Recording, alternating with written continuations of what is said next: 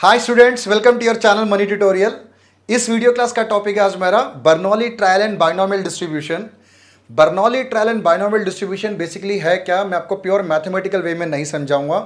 Question put up करता हूं, question put up करके ही ये बर्नौली ट्रायल किस टाइप के क्वेश्चन में यूज होता है और इसका फॉर्मूला क्या होता है, सब आपको मैं क्वेश्चन के जरिए समझाऊंगा। उसको मैं आज की वीडियो क्लास का जो टॉपिक है ये बड़ा ही इंपॉर्टेंट टॉपिक है। हर एग्जाम में इसका एक नए क्वेश्चन आने की प्रोबेबिलिटी रहती ही है, तो इस वीडियो क्लास को मिस बिल्कुल नहीं करना। तो आज की क्लास का फर्स्ट क्वेश्चन देखो स्क्रीन पर। If a fair coin is tossed 8 times, एक कॉइन को हम 8 बार उछाल रहे हैं, find the probability of exactly 3 heads. तो 3 हेड आने की क्या प्रोबेबिलिटी होगी, समझाता हूं। देखो आपको, एक कॉइन को हम 8 टाइम्स थ्रो कर रहे हैं, तो n equal to 8, number of trials कहते हैं n को। क्लियर है? 8 बार हम टॉस कर रहे हैं, हमें किसकी प्रोबेबिलिटी निकालनी है? 3 बार हेड आने की प्रोबेबिलिटी निकालनी है। 3 बार हेड चाहिए हमें, 3 बार। तो हमें जिस इवेंट की प्रोबेबिलिटी निकालनी होती है उसको हमेशा बोलते हैं हम सक्सेस। सक्सेस और फेलियर, यहां पे 2 केसेस होते हैं, सक्सेस और फेलियर। सक्सेस जो भी होगा, हमें जिसकी प्रोबेबिलिटी निकालनी होगी, हमेशा उसको आप P लेट करना।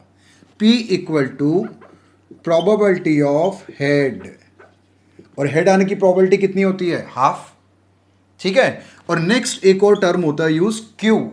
Q हमेशा फेलियर को रिप्रेजेंट करता है। दोबारा बताता हूं, क्वेश्चन में जिसकी प्रोबेबिलिटी निकालनी होती है उसको हमेशा P लेट कर लेना, इसको बोलते हैं सक्सेस। हमें हेड की प्रोबेबिलिटी निकालनी थी, 3 बार हेड की, तो हेड को हम मान लेते हैं P, तो हेड की प्रोबेबिलिटी हो गई हाफ।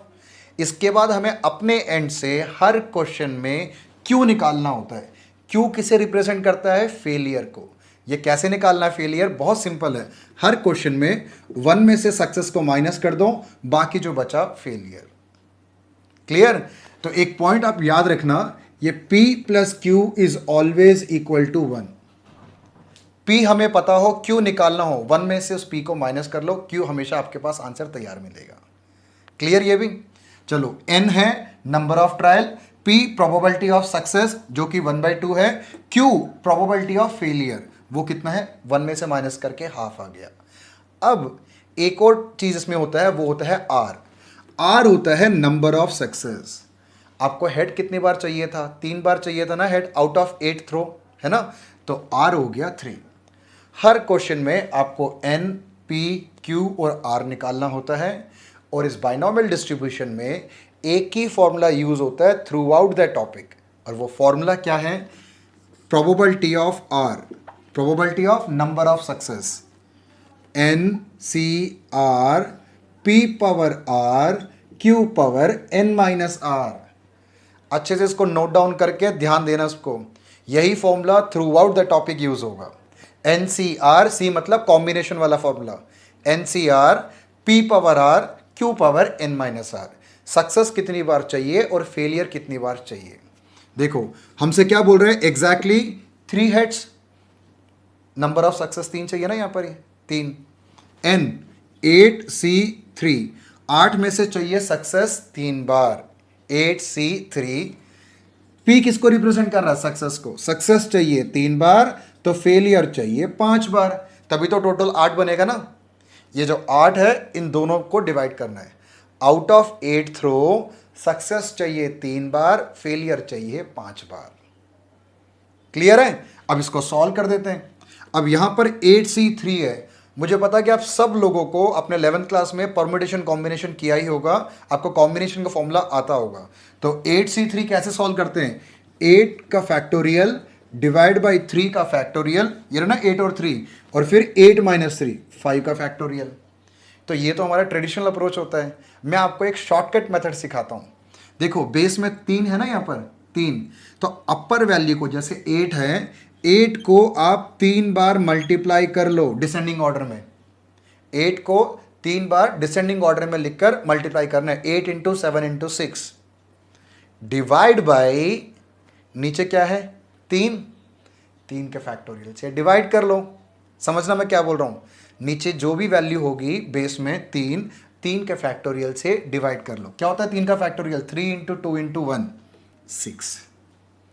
इजी लगा शॉर्टकट? दोबारा समझाता हूं, अगर ये 8C2 होता 2, तो इस 8 को 2 बार डिसेंडिंग में लिखकर मल्टीप्लाई करता, जैसे 8 इंटू 7, बस डिवाइड बाई 2 का फैक्टोरियल। 2 का फैक्टोरियल क्या होता है 2। तो ऐसे फटाफट शॉर्टकट अप्लाई कर सकते हो, मार्क्स आपके नहीं कटेंगे इसमें। क्लियर?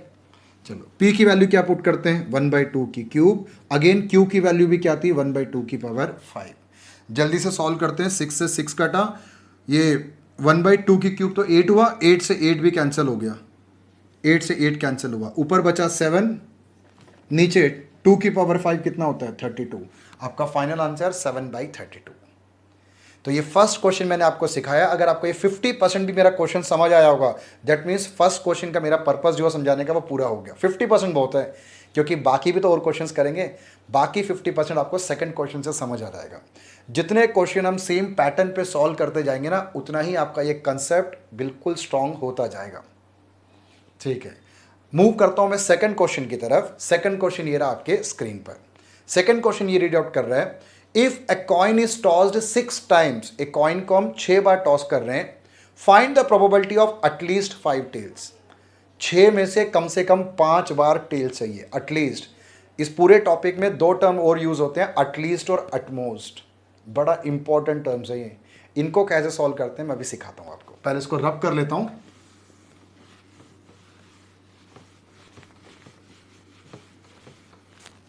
सबसे पहले इसमें नंबर ऑफ ट्रायल्स कितने हैं, हम कॉइन को टॉस कर रहे हैं 6 टाइम्स, तो n तो 6 हो गया। हमें किसकी प्रोबेबिलिटी निकालनी है, find the probability of at least 5 tails. तो p क्या होगा सक्सेस, प्रोबेबिलिटी ऑफ टेल्स। तो टेल की प्रोबेबिलिटी कितनी होती है कॉइन में, हाफ होती है। टेल की प्रोबेबिलिटी हाफ और हेड की प्रोबेबिलिटी भी हाफ। तो हेड नहीं चाहिए ना, वो इस बार हमारा फेलियर में काउंट होगा। क्वेश्चन में जिस चीज की हमें प्रोबेबिलिटी निकालनी होती है वो हमेशा सक्सेस को रिप्रेजेंट करता है, और सक्सेस को लिखना है p के नाम से। ठीक है, तो p था हमारा टेल, और टेल की प्रोबेबिलिटी हाफ। p के बाद अपने एंड से हमें q लिखना पड़ता है। q किसको रिप्रेजेंट करता है, फेलियर को। और वो कैसे निकाला जाता है, 1 में से माइनस कर लो। पिछले क्वेश्चन में समझाया था ना, p plus Q is always equal to 1। तो 1 में से p को माइनस करोगे तो q आ जाएगा। क्लियर? अब इस बार हमें क्या चाहिए, probability of at least 5 tail out of 6 throw, कम से कम 5। तो यहां पर 2 पॉसिबल केस होंगे। कम से कम 5 का मतलब है या तो 5 सक्सेस होगा या वो 6 सक्सेस होगा। एटलीस्ट बोल दिया ना, एटलीस्ट का मतलब उतना या उससे ज्यादा, उतना या उससे ज्यादा। क्या 7 भी हो सकता है, 7 कैसे हो सकता है success, total number of throw ही 6 है, तो 7 तो बन ही नहीं पाएगा। तो 5 या 6। तो जैसे फर्स्ट क्वेश्चन को सॉल्व किया था एनसीआर वाले फॉर्मूले से, 5 का निकालना पड़ेगा एक बार, 6 का निकालना पड़ेगा, और दोनों को प्लस कर देंगे, एक ही साथ करेंगे इसको। चलो अब मैं फॉर्मूला नहीं लिख रहा मैं, ठीक है, मैं सीधा मैं अप्लाई करना सिखाता हूं। अप्लाई करना बहुत ईजी है। 6 में से 5 सक्सेस चाहिए, 6C5 लिखो। 6 में से 5 सक्सेस, 6C5 इजी है।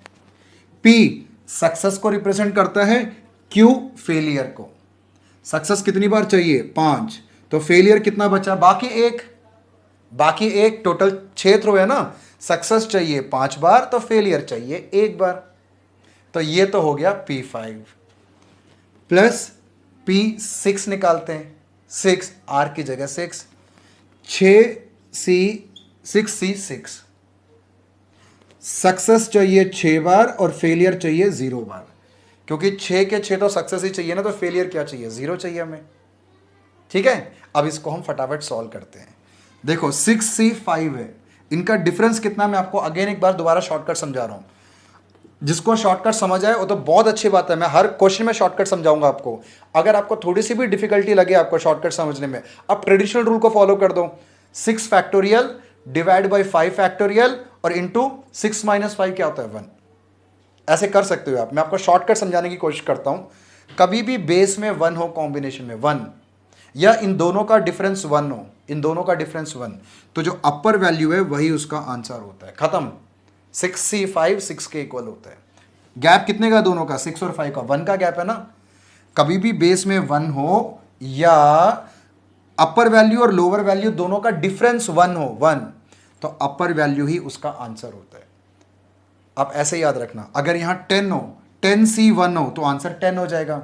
अगर 10C9 हो 10C9, तब भी डिफरेंस 1 हुआ, तब भी आंसर 10 ही होगा। ये सब शॉर्टकट्स हैं ये, ठीक है, इसको भी ध्यान देना। p के प्लेस में वैल्यू 1/2 की पावर 5, 1/2 की पावर 1, 66। कभी भी बेस में 0 हो या अपर वैल्यू और लोअर वैल्यू का डिफरेंस 0 हो, 0, हमेशा आंसर 1 होता है, हमेशा आंसर 1 होता है। क्लियर? ये शॉर्टकट सारे के सारे रजिस्टर में नोट डाउन करते हुए चलना है, ये अच्छे से आपको समझ आना चाहिए। ये अगर थोड़ा सा भी प्रॉब्लम है, मैं दोबारा बताता हूं आपको, ट्रेडिशनल फॉर्मूला यूज कर लो, n factorial divide by r factorial n minus r factorial. ठीक है, चलो आगे बढ़ते हैं। ये हो गया 1/2 की पावर 6, 1/2 की पावर 6, तो 1/2 की पावर 6 कॉमन ले लेता हूं, यहां 6 रह जाएगा, यहां 1 रह जाएगा, तो 7 और 2 की पावर 6, 64 होता है। तो आंसर है 7/64। क्लियर? समझ आया आपको? तो अब मुझे उम्मीद है कि फर्स्ट क्वेश्चन में जितना आपको समझ आया होगा, सेकंड क्वेश्चन करने के बाद आपको थोड़ा और भी समझ आ गया होगा। धीरे धीरे क्वेश्चन आगे बढ़ता जाएगा, आपका टॉपिक ये पक्का होता जाएगा। टॉपिक तो पक्का करके ही छोड़ूंगा आज मैं, चाहे कुछ भी हो जाए। साथ में डिस्क्रिप्शन बॉक्स में ज़रूर देखो, आपके लिए एक असाइनमेंट भी मैंने रेडीली अवेलेबल किया हुआ है। उसमें इस टॉपिक के कई सारे क्वेश्चंस मैंने आपको सॉल्व्ड बेसिस पे दिया हुआ है, सो दैट कि आप और क्वेश्चन की प्रैक्टिस करो। हम इस वीडियो क्लास में कम से कम 6 क्वेश्चन तो करेंगे, ठीक है ना। 6 क्वेश्चन करने के बाद आपके लिए असाइनमेंट फॉर्म में बहुत सारे और भी क्वेश्चंस हैं, उनको भी प्रैक्टिस करोगे तो आपका ये टॉपिक बहुत अच्छे तरीके से कवर अप हो जाएगा। क्लियर? और साथ में आप मेरे चैनल पेज पे जरूर जाना, आपसे रिलेटेड और रेलेवेंट वीडियोस जो जो आपके कोर्स में चाहिए, जैसे अकाउंट्स हो गया, मैथ्स हो गया, ऑलमोस्ट सारे के सारे वीडियोस अवेलेबल हैं। कुछ चैप्टर्स पेंडिंग है, मैं जल्दी उसको भी अपलोड कर दूंगा मैं। और मेरा चैनल वन स्टॉप सोल्यूशन है, आपके सारे के सारे चैप्टर्स यहीं से इजीली कवर हो जाएंगे। एंट्रेंस एग्जाम के भी क्वेश्चंस हैं उसके अंदर, सारे के सारे वीडियोस हैं, आप वो भी देख सकते हो CUET एंट्रेंस एग्जाम के लिए। ठीक है, चलो मूव करते हैं नेक्स्ट क्वेश्चन की तरफ। Question number 3, 10 x are drawn successively with replacement. 10 x को हम ड्रॉ कर रहे हैं, नंबर ऑफ ट्रायल कितना हो गया? 10। पहले मैं इसको रब करता हूं। Number of trials 10, 10 x are drawn successively with replacement from a lot containing 10% defective x।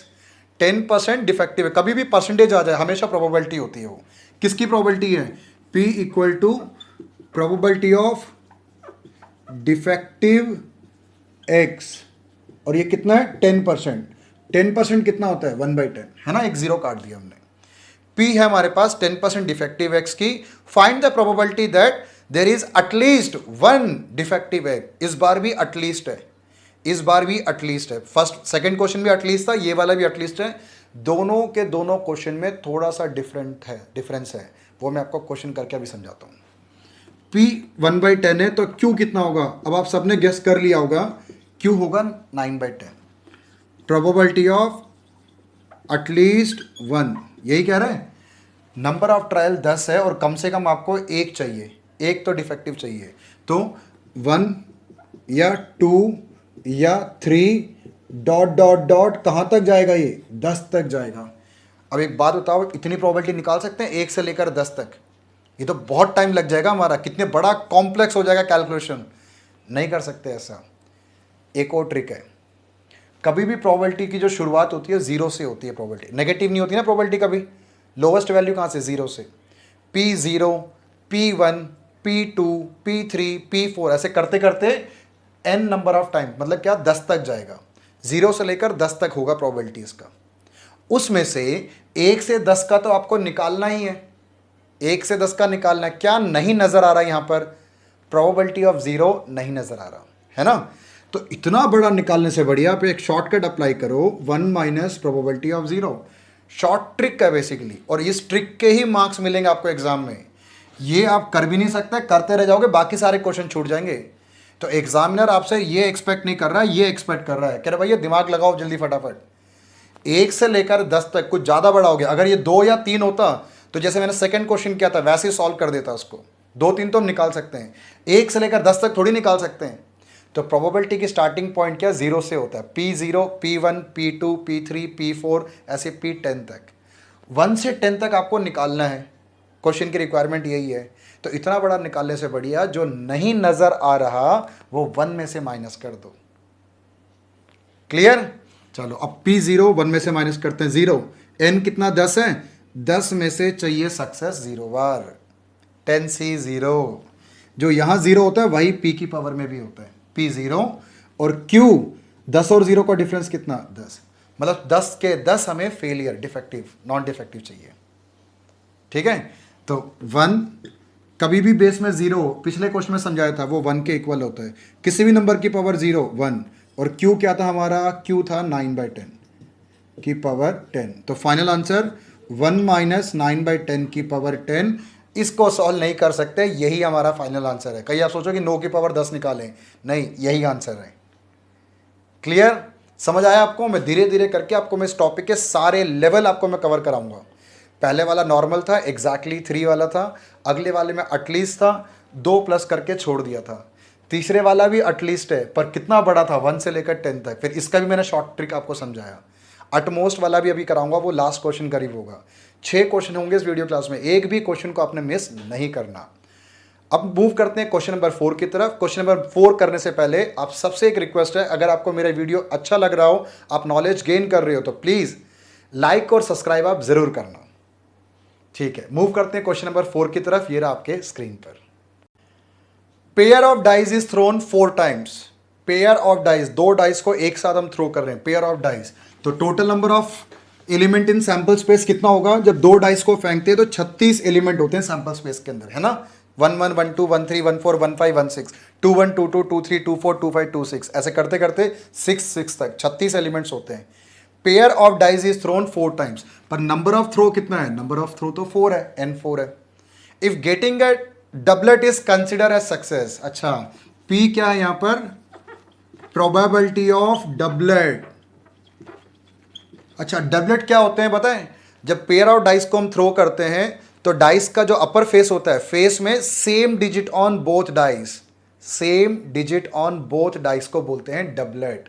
जैसे 1 1 2 2 3 3 4 4 5 5 6 6, इन्हें बोलते हैं doublets. Out of 36 elements in sample space, 36 elements होते हैं ना सैंपल स्पेस में 2 डाइस को फेंकने पे, उसमें से डबलेट्स कितने होंगे हमारे पास? डबलेट्स होंगे सिर्फ 6। तो प्रोबेबिलिटी ऑफ डबलेट्स कितना हुआ? 6/36। कैंसिल करेंगे तो 1/6। समझ आ रहा है आपको? डाइस को अगर एक बार थ्रो करते हैं तो नंबर ऑफ एलिमेंट 6 होता है, 1 2 3 4 5 6। यही डाइस को अगर पेयर ऑफ डाइस को थ्रो करते हैं, 2 डाइस को एक साथ थ्रो करते हैं, नंबर ऑफ एलिमेंट होते हैं 36। 1 1 1 2 1 3 1 4 1 5 1 6, 2 1 2 2 2 3, ऐसे 36 होते हैं। उस 36 एलिमेंट्स में से डबलेट्स कितने होते हैं? सिर्फ 6 होते हैं। डबलेट्स किसे कहते हैं? Same number on both dice, 1 1 2 2 3 3 4 4 5 5 6 6, इसलिए 6/36। ठीक है, काट के 1/6। अगर P 1/6 है तो Q कितना हुआ? 1 में से माइनस कर दो, सिंपल है, 5/6। अब क्या पूछ रहे हैं? Find the probability of 2 success. बहुत सिंपल, प्रोबेबिलिटी ऑफ 2 सक्सेस। 4 में से 2 सक्सेस चाहिए, 4C2। समझ आ गया आपको? एक P लिखना होता है, एक Q लिखना होता है। सक्सेस चाहिए 2 बार, तो बाकी 2 बार फेलियर। इन दोनों को मिलाकर इस n के इक्वल आ जाना चाहिए। सक्सेस चाहिए 2 बार, तो बाकी 2 फेलियर चाहिए, यही लॉजिक है।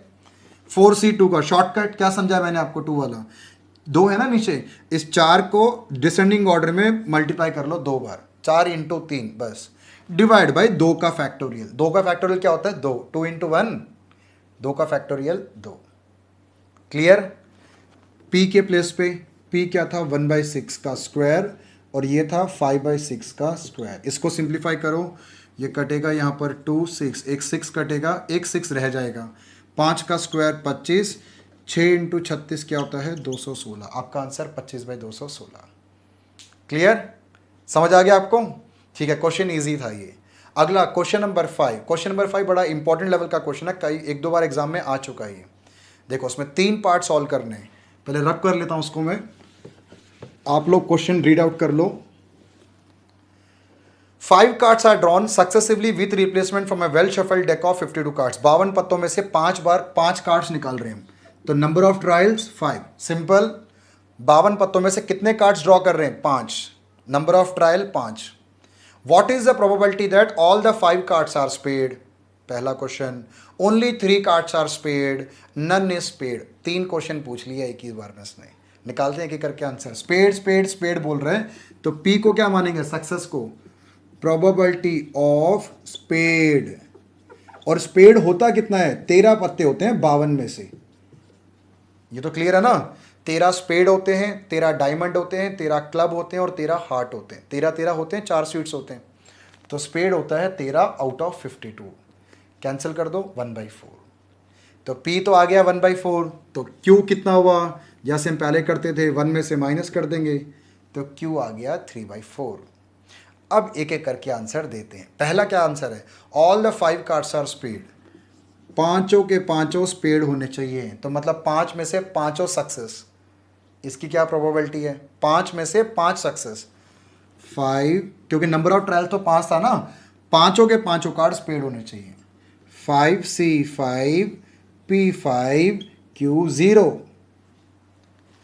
बेस में 0 हो या दोनों का डिफरेंस 0 हो, हमेशा 1 होता है। मैं बार बार कह रहा हूं हर क्वेश्चन में, बेस में अगर 0 हो, ऊपर कोई भी वैल्यू हो कोई फर्क नहीं पड़ता, नीचे बेस में 0 हो या दोनों का डिफरेंस 0 हो, ऑलवेज इक्वल टू 1।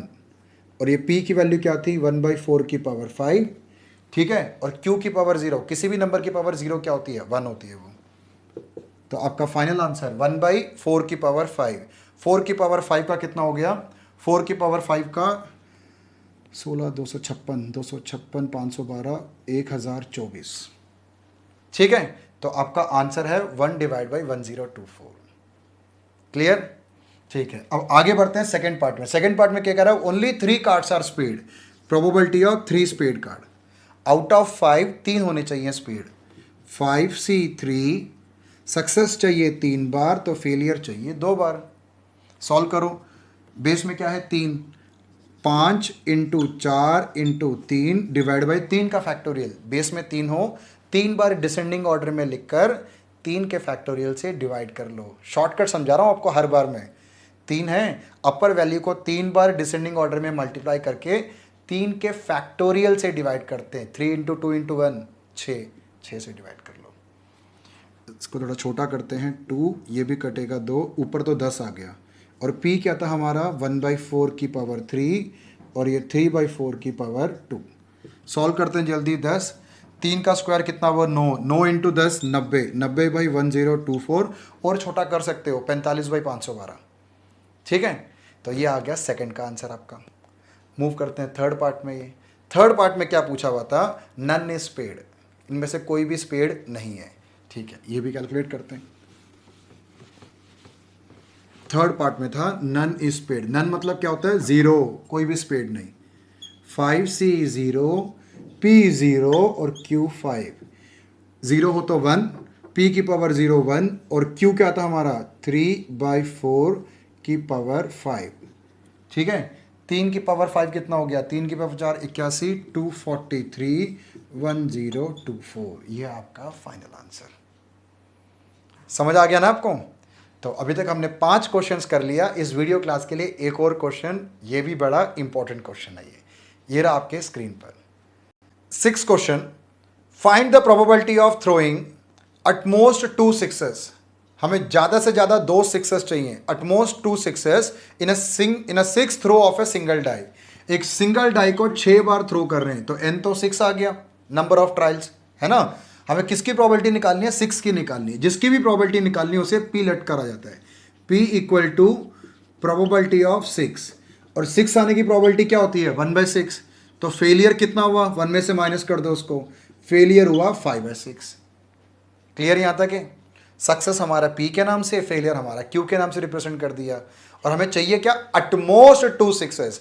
अटमोस्ट का मतलब होता है ज़्यादा से ज़्यादा 2 या 2 से कम। तो अटमोस्ट में क्या करा जाता है? जितना बोल रहा है उतना या उससे कम। और कम कहाँ तक हो सकता है? लास्ट और लोवेस्ट प्रोबेबिलिटी 0 तक हो सकता है। प्रोबेबिलिटी कभी नेगेटिव नहीं होता ना, शुरू कहाँ से होता है? 0 से। तो सबसे लोवेस्ट प्रोबेबिलिटी 0। अटमोस्ट 2 का मतलब है उतना या उससे कम। समझना अच्छे से इसको। सेकंड क्वेश्चन, थर्ड क्वेश्चन हमने किया था एटलीस्ट वाला। एटलीस्ट का मतलब उतना डिजिट जो गिवन है उतना या उससे ज़्यादा। पर एटमॉस में क्या होता है उल्टा, उतना या उससे कम। 2 बोल रहा था एटमॉस में, 2 या लेस देन 2 कहाँ तक जाके रुकेगा, 0 तक जाके रुकेगा। तो इसमें हमें 3 प्रोबेबिलिटीज निकालनी है। पहले 2 कैसे निकालें, आउट ऑफ 6 2 सक्सेस चाहिए, सक्सेस चाहिए 2 बार, फेलियर चाहिए बाकी 4 बार, तभी तो 6 बनेगा। इस वाले केस में एक 6c1 p power 1 q power 5, last 0 का 6c0 p पावर 0 और q पावर 6। क्लियर। इसको सॉल्व करते हैं 6c2 को। 6c2 को सॉल्व करेंगे तो क्या होगा, 6 इंटू 5 डिवाइड बाई 2 है ना, 2 बार डिसेंडिंग ऑर्डर में मल्टीप्लाई करके 2 से डिवाइड, तो ये कितना बना हमारा 15। p क्या था 1/6, 1/6 का स्क्वायर 5/6 की 4। 6c1 1 का जल्दी से आप गेस करो क्या होगा, कभी भी बेस में 1 हो या इन दोनों का डिफरेंस 1 हो, हमेशा अपर वैल्यू ही आंसर होता है। अच्छे से समझना बात को, ठीक है ना, हमेशा अपर वैल्यू ही उसका आंसर होता है। फिर p 1/6 और ये 5/6 की पावर 5। फिर 6c0 बेस में अगर 0 हो तो वो 1 के इक्वल होता है, ठीक है, 1 और ये भी 1 और q की वैल्यू 5/6 की पावर 6। क्लियर है। अब आगे 5/6 की पावर 4 में कॉमन ले लेता हूं, तीनों टर्म्स में है वो 5/6 की पावर 4। यहाँ क्या रह गया मेरा, यहाँ रह गया 15/36 प्लस यहाँ क्या रह गया, एक 5/6 भी रह गया, 5/6 30/36। यहाँ से 5/6 की पावर 4 बाहर ले लिया तो स्क्वायर रह गया, 5 का स्क्वायर 25, 6 का स्क्वायर 36। क्लियर। ये भी आखिरी स्टेप की तरफ मूव कर रहा हूँ मैं। अब क्या हुआ, 5/6 की पावर 4, इनको जल्दी से ऐड करो, 15 और 25 40, 40 और 30 70, 70/36, 70/36। आप इसको काट कर छोटा भी कर सकते हो, 35/18 भी लिख सकते हो। ये हमारा फाइनल आंसर है। क्लियर। आई होप कि जो मैंने आपको 6 क्वेश्चन आज मैंने समझाया, 6 के 6 आपको बड़े अच्छे से समझ आया होगा। प्रोबेबिलिटी वाले टॉपिक में आपको और भी प्रैक्टिस करने के लिए मैंने CUET एंट्रेंस एग्जाम के लिए भी 1 मार्कर क्वेश्चंस डाले हुए हैं। इस टॉपिक से भी क्वेश्चंस हैं उसके अंदर, आप उसको भी गो थ्रू करो, आपकी और अच्छी प्रैक्टिस हो जाएगी। और असाइनमेंट को तो जरूर अच्छे से करना। पूरा का पूरा जो प्रोबेबिलिटी के टॉपिक्स हैं, Bayes theorem, conditional probability, multiplication theorem, ये सारे के सारे आपको बहुत बढ़िया फॉर्म में वीडियोस मैंने अवेलेबल करवाए हैं। तो आप चैनल पेज में जरूर जाना, वहाँ से सारे के सारे वीडियोस को गो थ्रू करो कि आपको अच्छे से ये प्रोबेबिलिटी का कंसेप्ट समझ आए। तो मैं मिलता हूँ आपसे अब नेक्स्ट वीडियो में कुछ नया टॉपिक लेकर, कुछ और अच्छे क्वेश्चंस लेकर। तब तक आप इन क्वेश्चंस को प्रैक्टिस करते रहो और खुश रहो।